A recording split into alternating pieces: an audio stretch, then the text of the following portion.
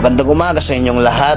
Tara, samahan niyo ako. Ipapakita ko sa inyo ang mga gawain namin bilang isang social welfare assistant under the City Social Welfare and Development Office ng City of San Fernando.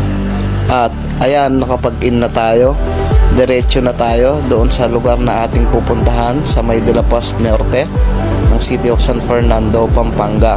At ang gagawin natin ngayon ay magbabalidate at assessment doon sa tao na maswerteng nabunot upang mabigyan ng mga assistance or any possible assistance kung sila ba ay kwalipikado doon sa mga requirements natin.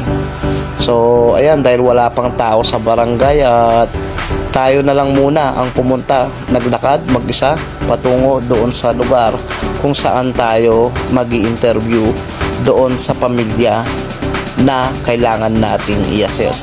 So nagtanong ako dito, buti na lang may mga taong gising na rito at itinuro naman kung saan banda yung bahay ng taong pupuntahan natin. Medyo malayo-layo nga lang at siguro aabot ng 2 kilometro yung nilakad ko patungo doon sa lugar.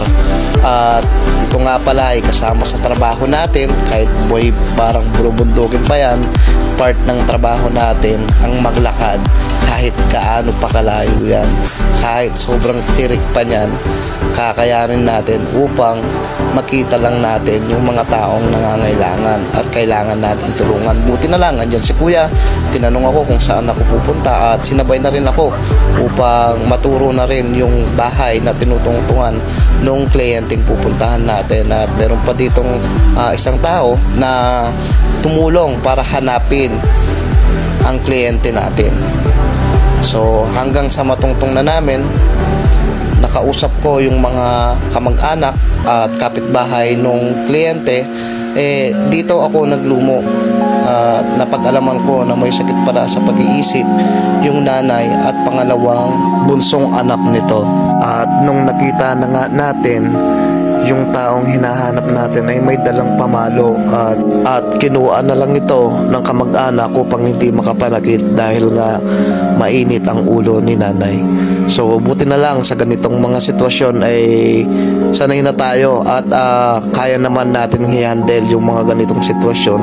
Ang ginawa natin ay nagmano tayo sa nanay at hinawakan yung kanyang likod upang maiparamdam natin sa kanya na may nagmamahal pa rin sa kanya sa kabila ng mga pinagdadahanan nila.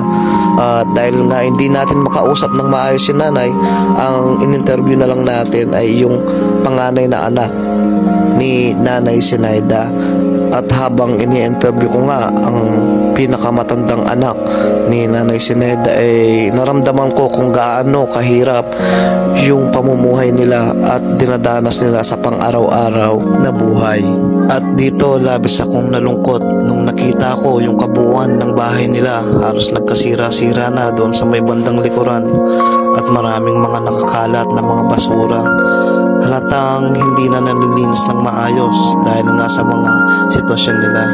Ngayon ay kwalipikado naman sila at pasado naman sa ating assessment at sila ay mabibigyan ng tulong mula sa ating mahal na syudad. Dito nga ay napakalma natin si nanay at nakausap natin. Ngunit hindi talaga natin makausap ng maayos si nanay kaya nagpaalam na muna ako sa kanya. At maya-maya pa ay nakita natin na nagsasalitang mag-isa. At ito ay isang pangitain o sintomas ng isang sakit sa pag-iisip. Kaya sa mga gustong tumulong po para sa kanila at sa ikabubuti ng kanilang pamilya, maaari po kayong tumawag sa numero ng kanyang panganay na anak. Maraming salamat po. Sana po ay matulungan natin sila at sa abot ng ating makakaya. Maraming salamat po.